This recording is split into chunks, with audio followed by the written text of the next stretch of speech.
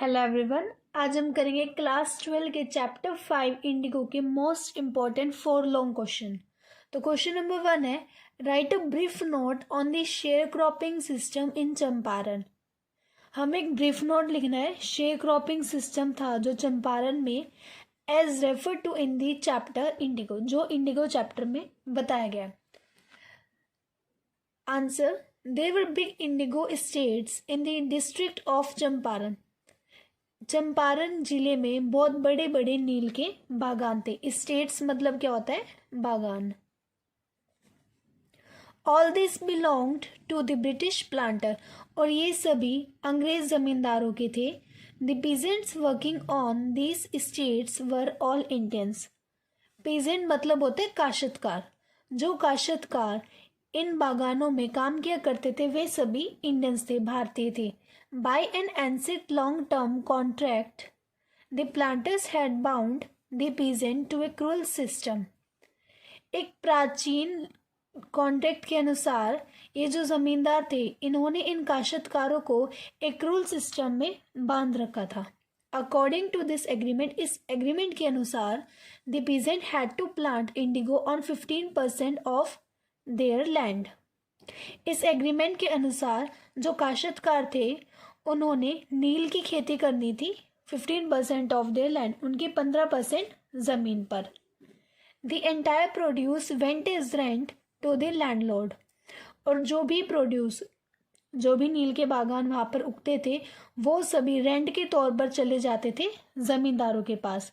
This system was irksome to the peasant.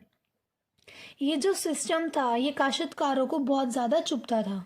But they were helpless, लेकिन वो बेबस थे।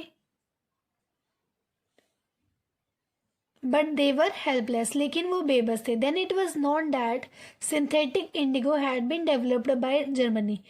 फिर बाद में ये पता चला कि जो सिंथेटिक इंडिगो है वो जर्मनी द्वारा बनाया जा चुका है।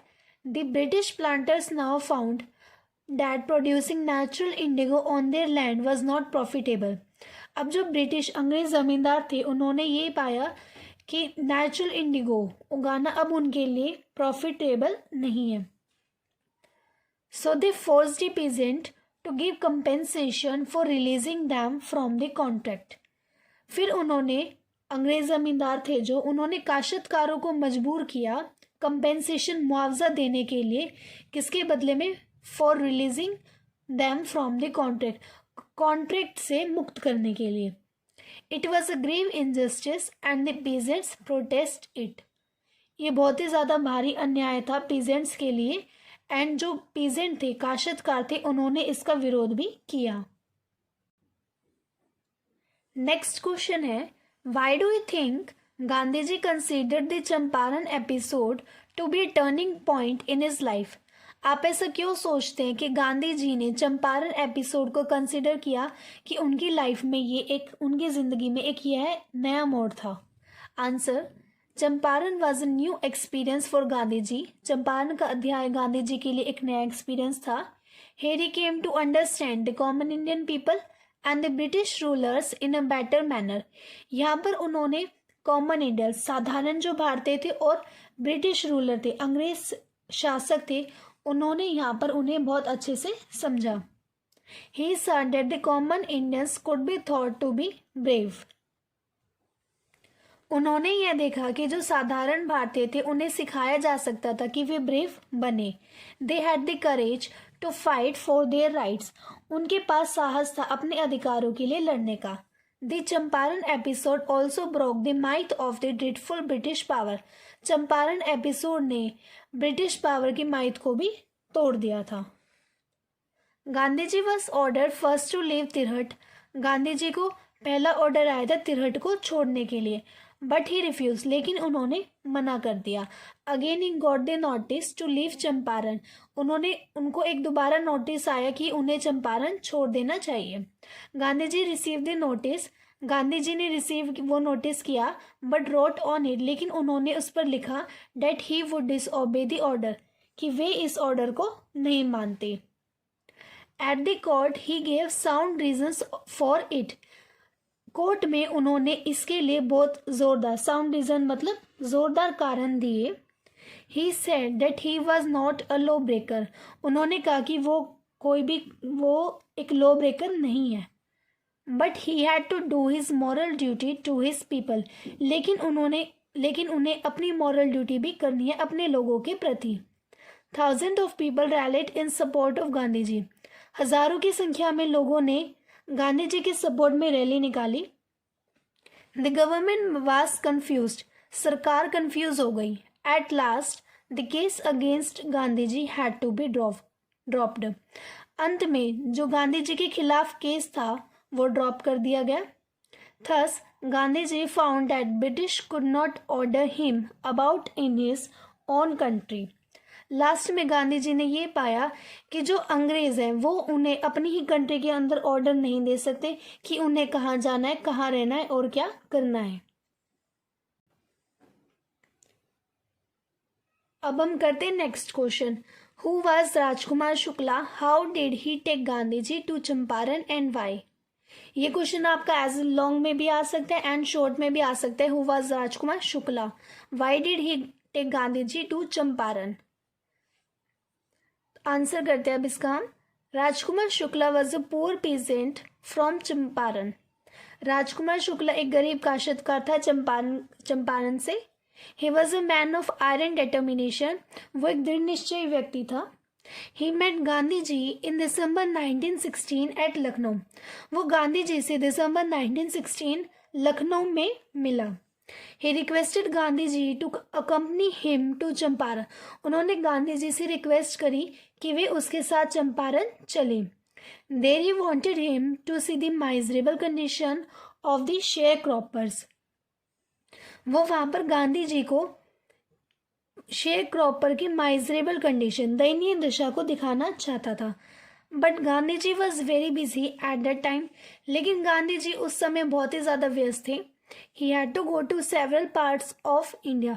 उन्हें इंडिया के बहुत सारी जगहों पर जाना था. But Shukla followed Gandhi ji wherever he went.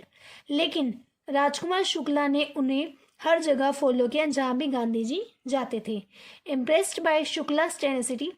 Shukla की ये टेनेसिटी को देखकर गांधी जी शुक्ला की इस टेनेसिटी को देखकर गांधी जी बहुत ही ज़्यादा इम्प्रेस हो गए. Gandhi ji asked him to meet him in Calcutta. Gandhi ji ने उनसे कहा, शुक्ला से कहा कि वे उन्हें कलकत्ता में आकर मिले. On the appointed day and place the two met at Calcutta. निश्चित की गई जगह और दिन वो दोनों कलकत्ता में मिले. फ्रॉम देयर, वहाँ से they went by train to Patna. वहाँ से वे पटना चले गए. Shukla wanted to introduce Gandhi ji to Rajendra Prasad. Shukla Gandhi ji को राजेंद्र प्रसाद से मिलाना चाहता था. देर, वहाँ पर. But the latter was out of town. Latter का मतलब यहाँ पर राजेंद्र प्रसाद से. ओके. लेकिन उस टाइम जो राजेंद्र प्रसाद थे वो टाउन से बाहर थे. Now they proceeded to Champaran. अब वे वहाँ से चंपारण चले गए. Thus at last Shukla was able to take Gandhi ji to Champaran. अंत में शुक्ला एबल हो गया, कामयाब हो गया गांधी जी को चंपारण ले जाने के लिए. How could Gandhi ji persuade the lawyers to follow him to jail. Gandhi ji ने लॉयर्स को कैसे राजी किया कि वे उन्हें जेल में फॉलो करें. ये जो क्वेश्चन है ये क्वेश्चन आपका शॉर्ट में भी आ सकता है. अब हम इसका आंसर करते हैं. Many famous lawyer conferred with Gandhi ji.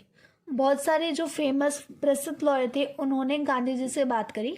Gandhi ji asked them what they would do if he was sentenced to jail. Gandhi ji ने उनसे पूछा कि अगर उन्हें जेल जाना पड़ गया तो वे क्या करेंगे. One of the lawyer replied then they would go home. उसमें से एक लॉयर ने कहा कि हम वापस घर चले जाएंगे. Then Gandhi ji asked them how the share croppers would get justice. तब गांधी जी ने उनसे कहा कि शेयर क्रॉपर को कैसे न्याय मिलेगा. The lawyers withdrew to consult. फिर वे सभी लॉयर एक तरफ बैठ गए. They thought amongst themselves that Gandhi ji was totally a stranger. उन्होंने आपस में विचार किया कि Gandhi ji was totally a stranger, उनके लिए एक अजनबी थे. And yet he was prepared to go to prison for the peasant. लेकिन फिर भी वे पीजेंट के लिए, जो काश्तकार थे, उनके लिए जेल जा रहे हैं। On the other hand they were resident of the adjoining district. उसके विपरीत जो लॉयर्स थे वो चंपारण के साथ ही के जिले के निवासी थे, and they had claim to have served those peasant, और उन्होंने दावा किया था कि वे काश्तकारों की सहायता या मदद करेंगे। It would be very shameful for them to go home. उनके लिए बहुत ज़्यादा शर्मनाक बात होगी कि वे घर वापस जाएं। So they decided to follow him into jail. तो उन्होंने डिसाइड किया कि वे गांधी जी को जेल में फॉलो करेंगे। आफ्टर डेट, इसके बाद Gandhi ji divided the group of lawyers into pair. इसके बाद गांधी जी ने जो ग्रुप लॉयर का जो ग्रुप था उसको दो पार्ट्स में डिवाइड कर दिया, and put down the order in which each pair was to court arrest. और उन्होंने एक क्रम बना दिया जिसके अंतर्गत वे सभी अपने आप को गिरफ्तार करवाना चाहते थे।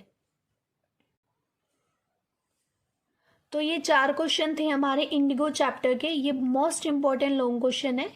ये आपके एज ए लॉन्ग भी आ सकते हैं और एज ए शॉर्ट भी आ सकते हैं। तो प्लीज़ इन सबको बहुत अच्छे से तैयार कर लीजिएगा। तो चलिए मिलते हैं नेक्स्ट वीडियो में। तब तक के लिए बाय एंड थैंक यू।